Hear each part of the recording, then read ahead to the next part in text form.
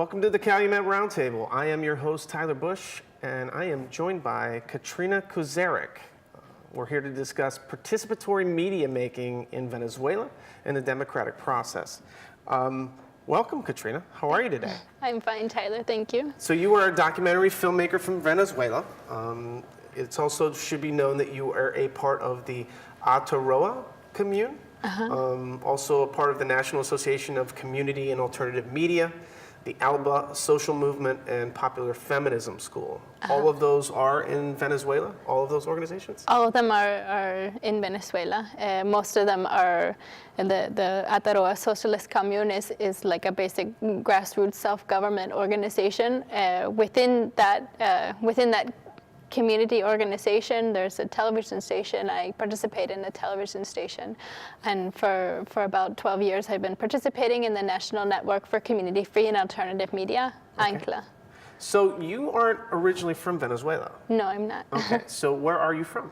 I was born in Pennsylvania, outside of Pittsburgh. Okay, so really quickly, I'm very interested in this because I think it really kind of illustrates your passion for the work that you do.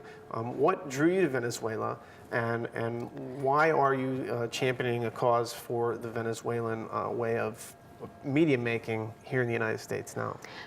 I went to Venezuela to make a documentary. In the year 2002, I became very interested. In 2002, there was a coup led against President Chavez, who I had never heard about before, and I saw it in the New York Times, and it said that a dictator had been overthrown in Latin America, and I just started investigating who is Chavez, why was he overthrown, why was he brought back by his own people, and I found first of all, a very intricate, elaborate kind of media schemed coup attempt. It was something, the coup attempt against President Chavez was not something that, was just military coming in and taking him out of the country, but it was there was a lot of communication systems put in place to. There was a whole media plot to make a fraudulent scene, saying that Chavez had that Chavez had sent the police out against the people, but the military officers who were organizing the coup actually taped a press conference saying that there were six dead already when there still hadn't been anyone killed in the street. So it was something that was already pre-planned. So you, as an academically trained media scholar, communications scholar, we're looking at this information and saying there's framing going on, there's propaganda techniques being utilized to communicate to the American public that this person is a bad guy. When in reality, and I mean, I remember. I'm not a media scholar. Okay. I never studied media, and I actually started getting into media because I saw a lot of media manipulation within the U.S. massive media. I would just be looking at the news and saying, "What is that really what's going on?" And I would start investigating on my own account. And from seeing so much media manipulation going on in the United States, I saw the need to also, take the camera in my own hands and take the camera and make sure that other people can also have access to the possibility to use media to get their own voices out, because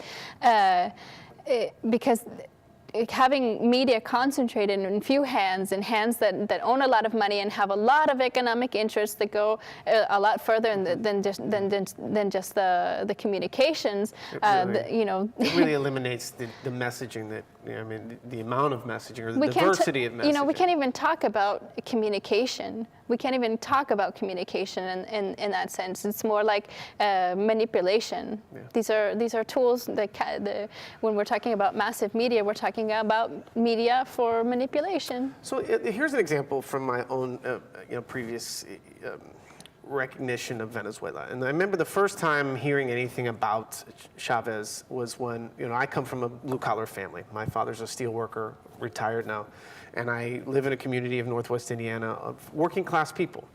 And I can recall a time when people were boycotting Valero and Citgo gas stations because this was Chavez oil that was making this product.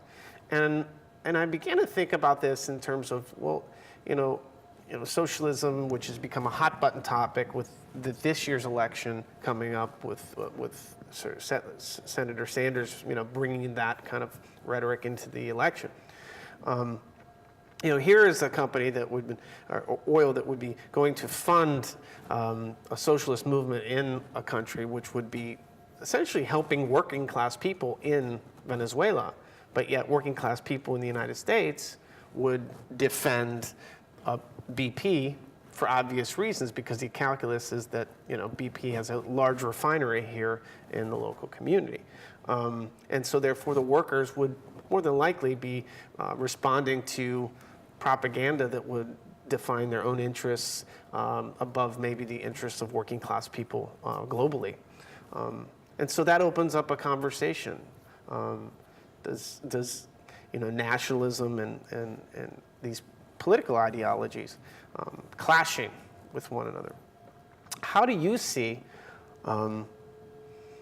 this media being able to overcome these propaganda that's been kind of laden in the American media about Chavez, about Maduro, who's the current president? How do you see them being able to overcome such giant kind of odds? Well, I don't think that community media at this point in time has the capacity to completely override massive media, because there's still so much resources invested in massive media, and a lot more people have access and see massive media. But community, I do see the importance of promoting and building community media, alternative media, free media, and every single space that's possible. The more people we have with cameras in their hands, more people we have that have access to a radio program, who have access to a radio transmitter that can write an article and publish it on the internet and social media, the more possibilities we have of a really democratic communication. What has not been accomplished still in Venezuela, but what we are working actively towards is creating a national system of community, what we call communal communication in Venezuela, trying to consolidate networks of communal communication with our radio, television stations, printed newspapers, and also groups that work with spray paint on the wall, painting murals, painting even T-shirts, that kind of stuff, and trying to make a municipal network that can then have certain municipal outlets, like a municipal television station, where all of the information that comes into all of the television stations, community television stations in the municipality, can also project their information on a municipal level, and the same thing on a state level, and the same thing on a national level. And not just community. When I talk about community, at least from the viewpoint in Venezuela, it's something that has to do with a concrete territory. But there's also other social communities, which the workers, women, campesino, that have very specific issues that they do have certain territories and certain communities, but their issues are much more broader, and they can be taken out on a national level. We say that also there's a need to create a national network or national platforms where they can communicate their ideas on a national and international level. Well, that sounds like certainly an optimistic look at how media could be used as a tool for social good. At what age group does this start? I mean, how young can you start children in this process of educating them that they can have access to these tools and that they can be empowered by telling their own stories of their own community?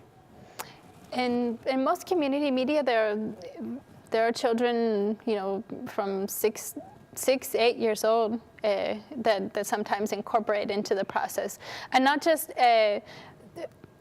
just making their own program, but they also learn how to work the computer. Sure. They also learn how to work the soundboard. They learn how to operate too. Cameras. Correct. And they learn how to think critically about communication. Yeah. They come out with a different viewpoint about the communication. They come out understanding that they are communicators. They have the right for their voices to be heard. They have the right for their messages to be heard. So it's a different a different way to grow up, because normally we're accustomed to being trained. No, the people who are on television, the people who are behind the microphone are the communicators and in mass media, and I am just.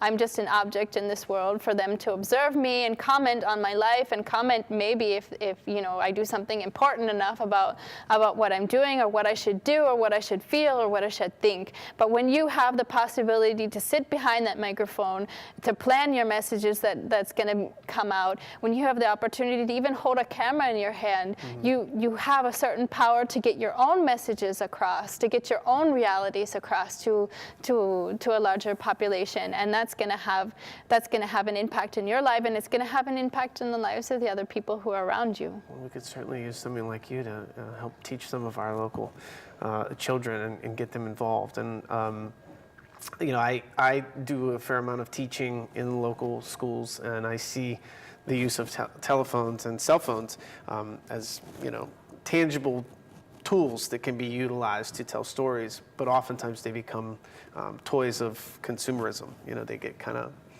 used for gaming and things like that. And at some level, there's a great utility in some of these type of applications, but yet thinking beyond just a pastime, but yet using them for a political good and as a way to express oneself is definitely an empowering idea. Is there I guess,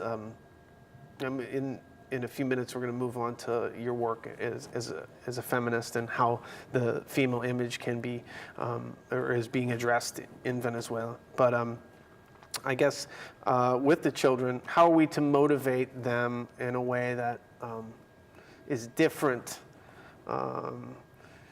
in Venezuela here in the United States, in a way that it's hard to get children away from a capitalist world where it's about brands and it's about the clothing that they wear, and it's in the United States, children really align themselves with these symbols of capitalism, and I don't think it's just children. I think it's something sure. that's very. I mean, people have already grown up with all of those kind of stigmatisms brought on them, that you're not worth anything if you don't have a Nike symbol on your shirt, and you're not anything if you don't have certain kind of shoes, and that's the model that massive media has imposed on us for many decades. How do we fight against that? Through media, trying to create other kinds of images, trying to create other kinds of ideas. It's not just, the work that we do isn't just focused on children, or we don't see children as like a special population. They're just, another participant within the community media. They're just another person that forms a whole part of the integral whole. Everyone suffers from those kinds of impositions. Feeling alienated. When we come back, we're going to talk a little bit about feminism, and then talk a little bit more about the future of participatory media globally, hopefully. We'll be back after a quick commercial break. This is Calumet Roundtable.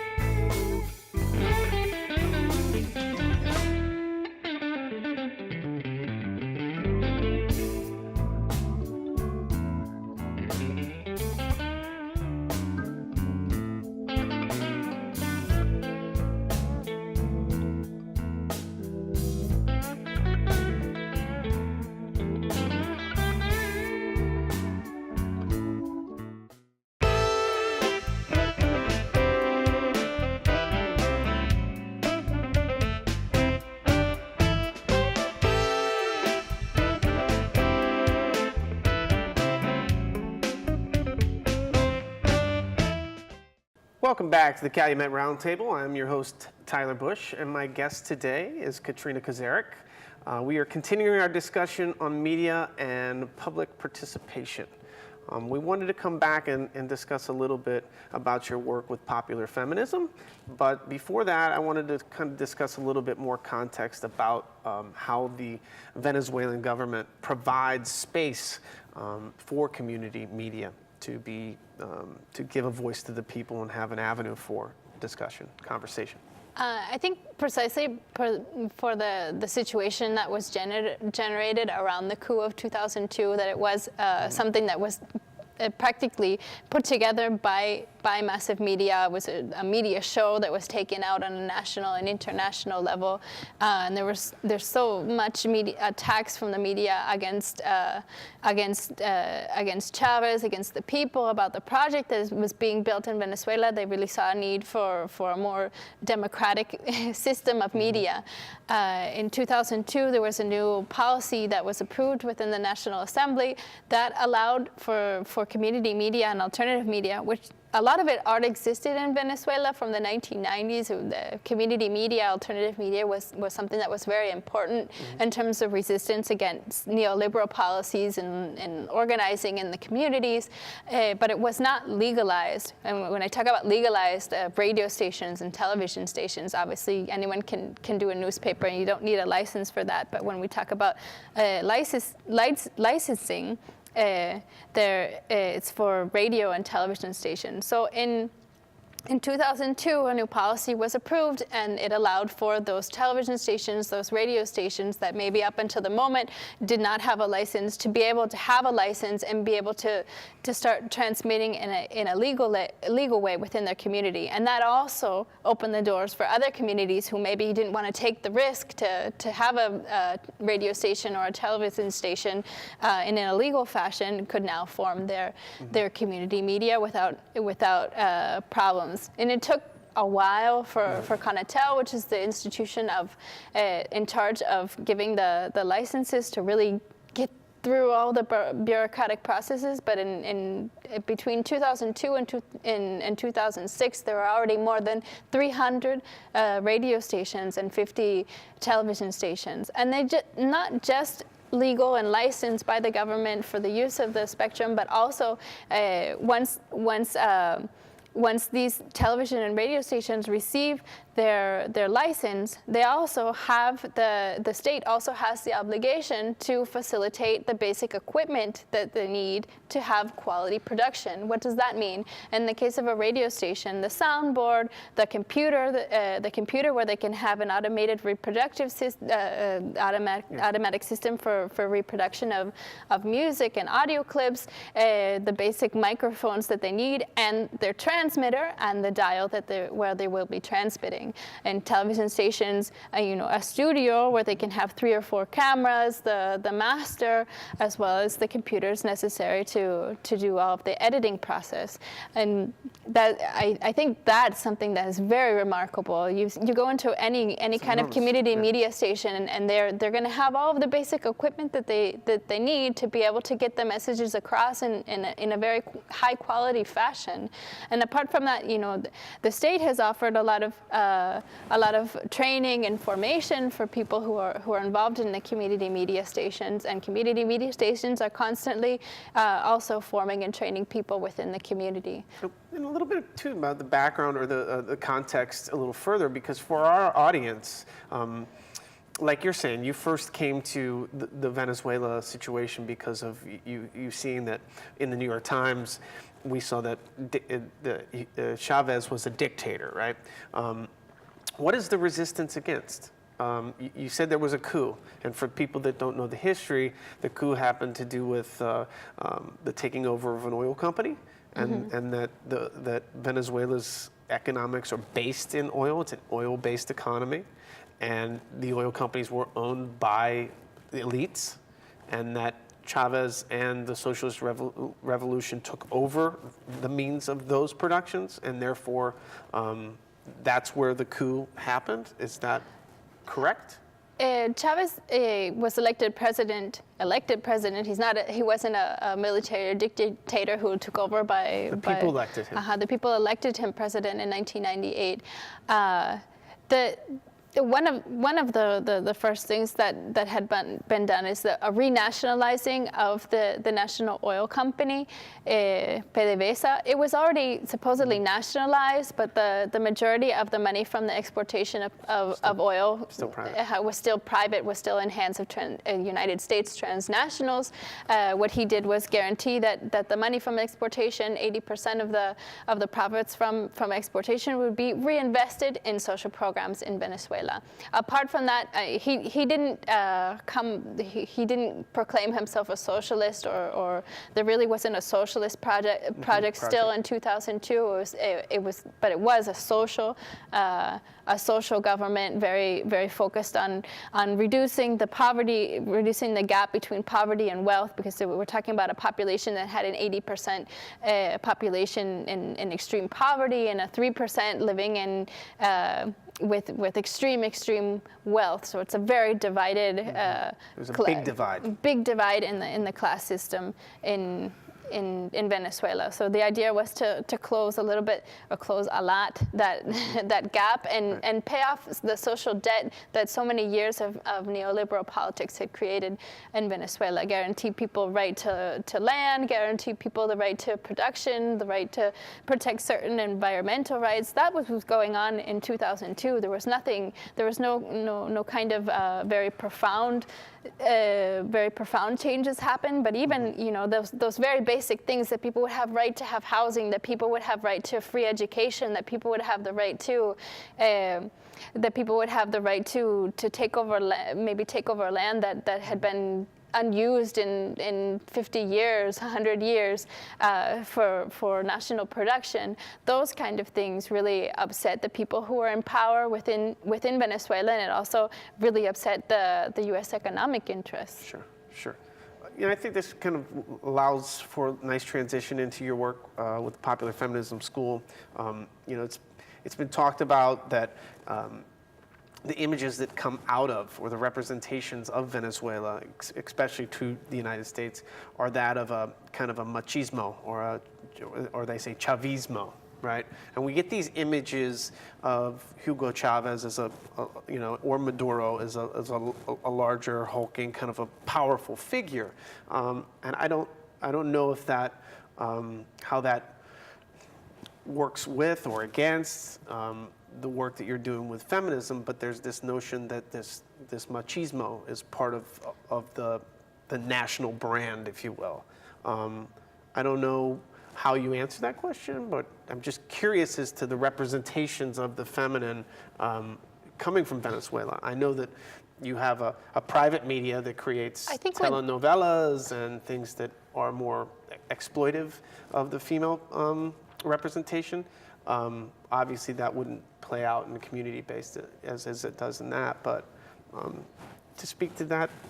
Well, telenovelas, Miss Venezuela, have always been a very ingrained part of Venezuelan culture, and it's definitely something that there's a constant struggle between the social transformations that are looking to go on, and something that just has been so much part of a daily life. And obviously in the work with popular feminism, that is an issue that we need to address constantly. What is the image that has been created, and not by the new system that wants to be created, that is being created, but by the old capitalist system that tries to maintain women in their houses and seeing men as a savior.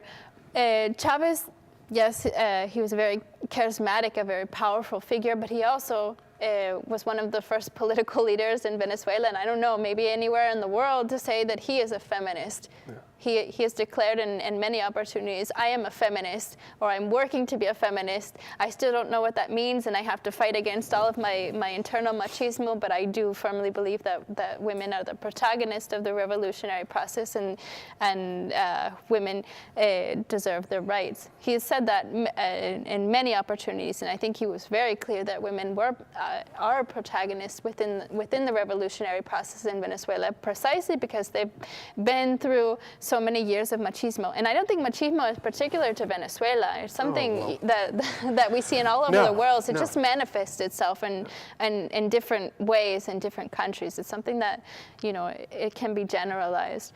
But in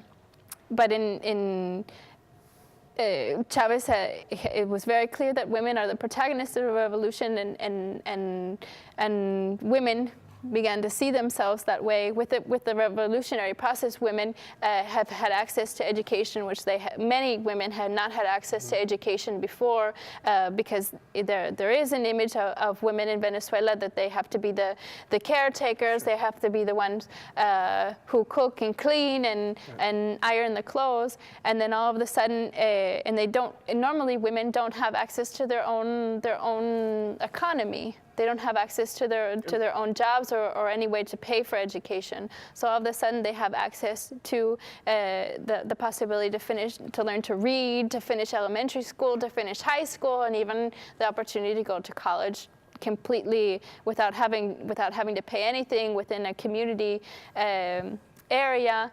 So it's something that has been very accessible to women. And apart from that, there's been tons of opportunities to get formation in different kinds of trades, whether it be agricultural trades or industrial trades, and also getting microfinancing for doing different kinds of productive projects within their own community area. If it's the case that they're single mothers and they can't go out to work in the street, they can have access to productive projects within their own community. It is really, the process has really changed the lives of women, and as such, women have been political protagonists of it. When you go to the communal councils, which are like the small local self-governments that exist within the communities, almost in 80% of the participation will be women.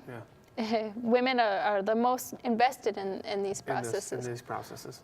Well, certainly when we're talking about creation of a new society, the conversation can't be contained within a half hour. Yeah. But I want to thank you so much for coming, sharing your work with us. That's all the time we have for today. I want to thank you, Katrina, for coming and sharing your work, like I said, and good luck with everything that you do. This has been the Calumet Roundtable. I'm your host, Tyler Bush. Have a great day.